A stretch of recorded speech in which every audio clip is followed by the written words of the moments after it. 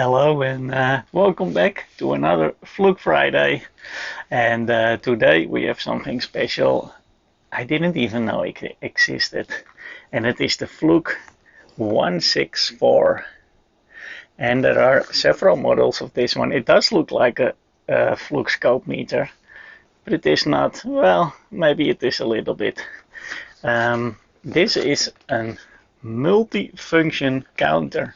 So it's actually a frequency counter, but you can actually see the signal. And it is kind of a high frequency millivolt meter also, because you can actually see the peak, the RMS values, you see all the values. If you use it as a frequency counter, it even has a statistics mode, so you can do a lot of samples and it will calculate the average, the highest, and the minimum and the maximum deviation. It is pretty cool, and it doesn't have that many buttons. Let's have a closer look. Well, for size measure, I have the 1, 2, 3 here. It has the size of the Fluke scope meters, and well, let's power it up.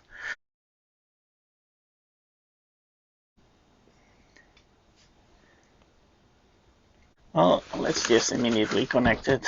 I'm putting a 10 megahertz signal here, just putting it on the first input, and later we have a closer look to all the connections. And push the auto set button, and here we go. We can see it is a 3.92 volt peak. We can see the signal, we can see the frequency. It's now running on this internal clock, and that is it. And if we want to see the values more precise, we can see it here. Here, V max, V minus, the top, and we have the statistic mode. And here it will do, you can change that also, how many samples you want to do, and then calculate that. So it's going up to 100, and you see everything here. So that is a pretty cool frequency counter. If you look at it like that, then it can do a lot more. There are different versions. It's the 163 that is the lowest model, and that can just go to 160 megahertz. I don't think it has the statistic mode, and it doesn't have the serial output through the infrared. And then you have the normal 164, and the normal 64 version can also go up to 160 megahertz, and does have the serial output. And this is the T version. It means that there's a TCXO, so it's more precise, the internal clock. And because of that, they made an extra input. It has two inputs, A and B, like in the normal frequency counters. But this T version also has a C input, and then it can go up to 1.3 gigahertz. That is pretty cool. The waveforms that you look at on the screen can only go up to 50 megahertz, just like the Fluke scope meters, so it probably has some technology from that. And there is also an 164H version, the H from hot, I think, because that is an overnice TCXO, and that is even more precise. But that's the only difference between the T and the H. And if your model is later than 1999 December, so let's say in the 2000, then the C input can even go to 2.7 gigahertz, which is pretty cool. This one is from 97, so I need to do it with 1.3, but we can probably stretch that also a little bit. Also, here we have the machine. If we want to see waveforms, we push the waveform. If we want to see the values, we pick the values. Statistic mode. Here we can change some measurements if you want to see frequency or timing, period, all these things. Your input, user options. Here you can select if you want internal or external reference. Exit, select button, your cursor. Undo the auto set. You even have the auto set you push twice, then it goes to factory auto set, and if you push once, then it only does the voltage. You have a help button, yeah, your backlight, hold, stop, run, and the infrared here, again the same weird deep DC power plug. And what we have here, our A input up to 160 MHz, the B input. This is almost like an oscilloscope, but here we have the extra input, C input, and here this is an older version, so it goes up to 1.3 GHz, 50 ohms, and it can handle 12 volt RMS. And we have here a reference input, so I can connect this to my GPSDO and then we should be much more precise. And there is even a signal generator inside, and we have the output here, so this is very versatile. And I was browsing quickly, and a few pages that I like. They have all the specifications. I'm not gonna name them all, but there was one point that was actually nice. It said the auto set for foolproof results. So this auto set button is the matching button. And the foolproof I like, so I can probably work with it without reading. And then there is one page in the manual, and it's one of the first pages, and it said, if you don't like reading manuals, and then they explain the 5 most important buttons. Perfect. So you can control this machine with just these 5 buttons, and then you can get most of it out of it already. Well, we just connect the power. Switch it on. Welcome screen. The voltage is 2% up to 2K and 4% up to 5 MHz. So this millivolt meter can go very high frequencies. Let's switch this off. So we have a better look. We can add a little bit more backlight. Okay, this is the default. We are now in waveform mode. And well, let's just connect to the first port. I think you can see me pushing all the buttons. Go to channel A, the default channel, and it says, oh, it is now a bit, well, we just push the auto button, and it detects the waveform that we're looking at is below 50 MHz, so it can show it on the screen. And we have here the nice waveform. Well, we can see the internal oscillator is a little bit off, but just a little, because now it is spot on again. So maybe it needs to warm a little bit still. Pretty neat.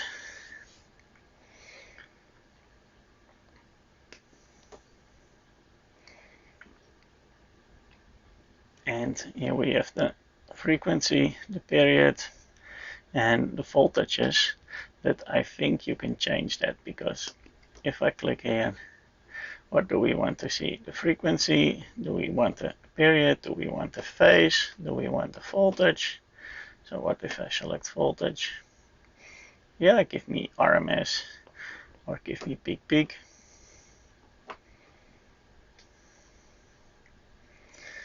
And it will tell you.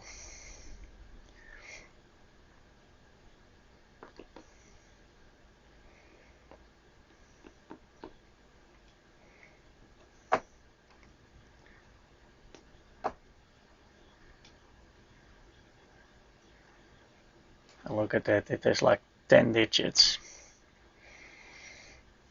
Yeah, now it has 9, by the way, but that is because of we can go a lot higher.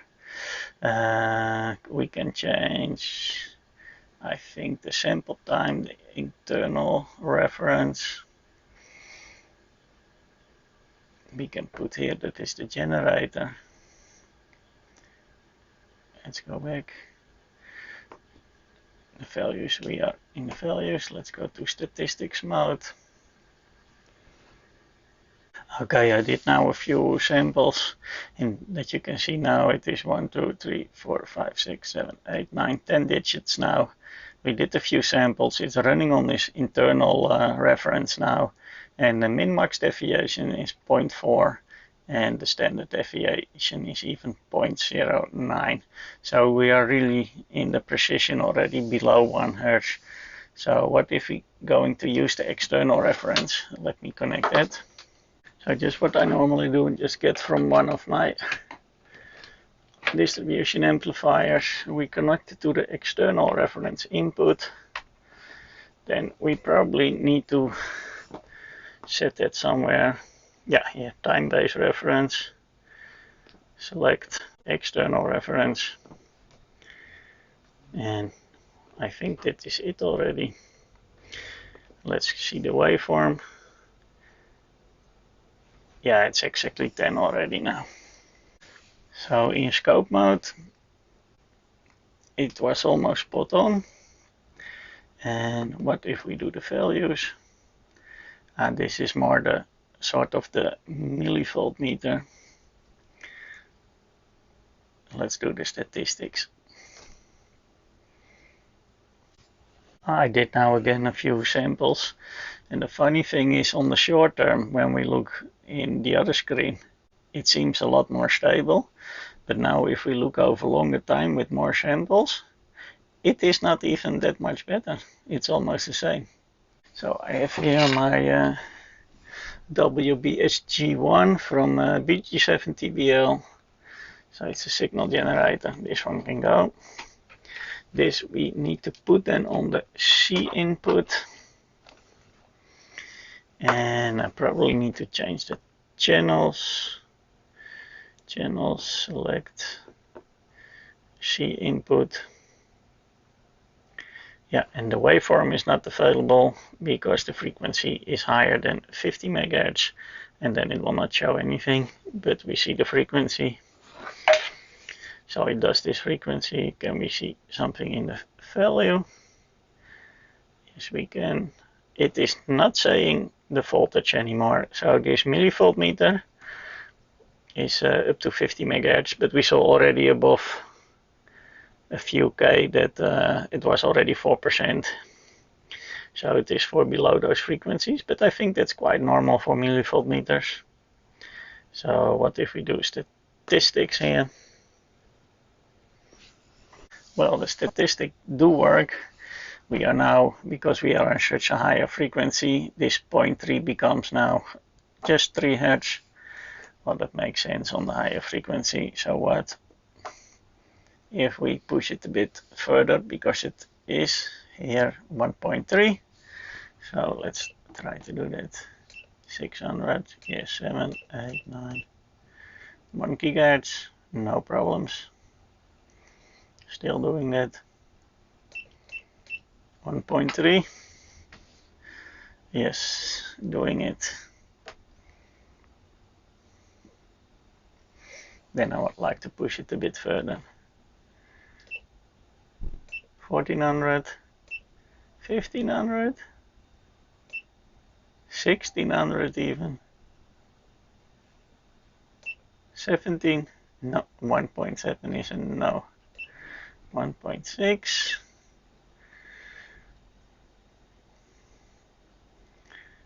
No. 1.5.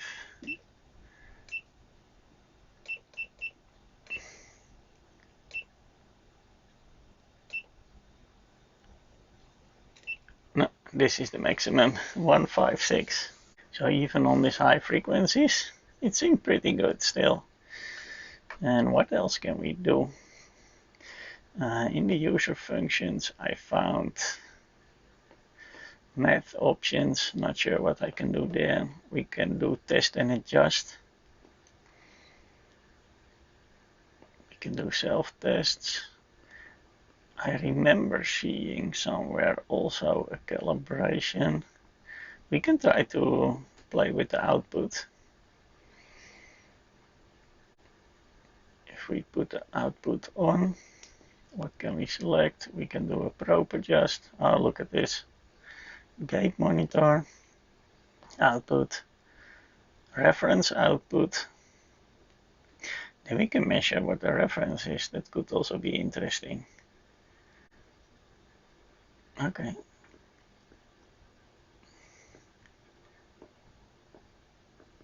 Let's see on the oscilloscope what it outputs. Let's see if we can do something with the outputs here. Gate monitor. Well, it's not gating anything. What if we do the 10 MHz output? Do we see something here?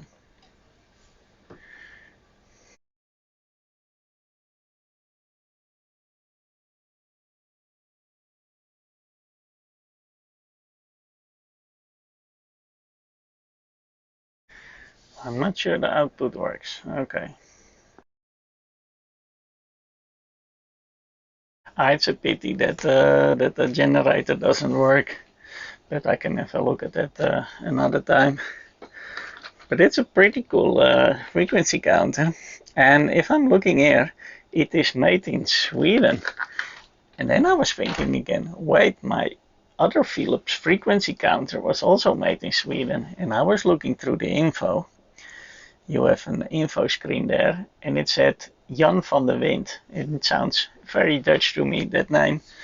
And then I think, wait, it could be a Philips invention, this frequency counter, because all the other frequency counters were also from Philips, except for the 1900 series from Fluke. But after that, I don't really remember any of Fluke's new frequency counters. So I think that RF department was Philips, and after a while maybe Fluke let it go. And I'm talking about this meter that was made in Sweden. It still says Philips, but you also have them with a Fluke mark on it. And well, another sort of proof that Philips did the RF stuff there. Oh, I found another one. Also a frequency counter. It also still says Philips, but you can already see that that the alliance is there. And this is the 6665, and the other one was the 6685. And well, guess what? Also made in Sweden. Well, I was playing a little bit more, and for some menus, you need a code. And I hope you can help me with that, because I don't have it in this test and adjust menu. You can do here some self-tests. And well, that will just go through these tests. But when you want to make adjustments to the time base, they say here you need to type a code. Well, we can try 4 times 0, it doesn't work. 1, 2, 3, 4. But I don't know the code. And apparently it's not good, because they don't change. I still have no access. So I wonder what this code is. Okay, I think I found the issue with that the frequency, even on external reference, was not that precise. Well, it was below an hertz, but now I have it spot on. It's 0.0 hertz difference, and it was that by default the gate time is not on 1 second or in 10 seconds, it was on 0.1, so 100 milliseconds.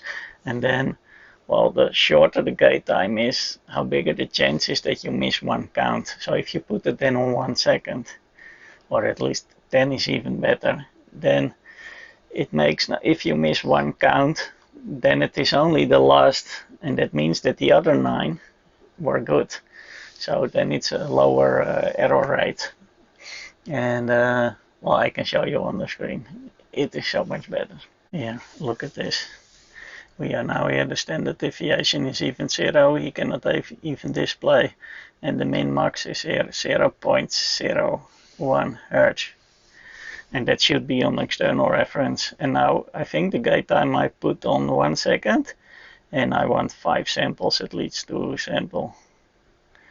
Yeah, this is a lot better. I have now put the gate time on 10 seconds, and I'm doing 2 samples, so every 20 seconds I have now an update, and it is in 0 millihertz, and it just said 1 millihertz, so it means 1,000th of a hertz. Yeah, so I'm now measuring the external reference, which was we could see when we have the longer time base, is spot on. And but it is kind of an oscilloscope, because I can just zoom in to that signal, so you can actually watch what you are measuring also. Pretty cool. How low can it go? 5 nanoseconds, the lowest. So that was the Fluke multifunction counter. It really has multiple function. There's kind of a scope function. It has a millivolt meter function, and it has the statistic function. And it has external reference input, which I always like, because I like to connect everything to the same source. And if you are looking for one, this is by the way the 164T version with TCXO. If you're looking for one, maybe think of that it needs to be older than 1999, because then you can go up to 2.7 gigahertz instead of the 1.3. But we saw that the 1.3 also already went up to 1.5 and a little bit above. They do mention in the manual, if you want to measure really in the little millivolts or even below, then they advise to use the battery instead of using it on the adapter, because then of course you can pick up little distortions from the main source. And if you use the battery, and you're also completely isolated then. So I'm gonna play a little bit more. Thank you for watching, and I hope to see you next time.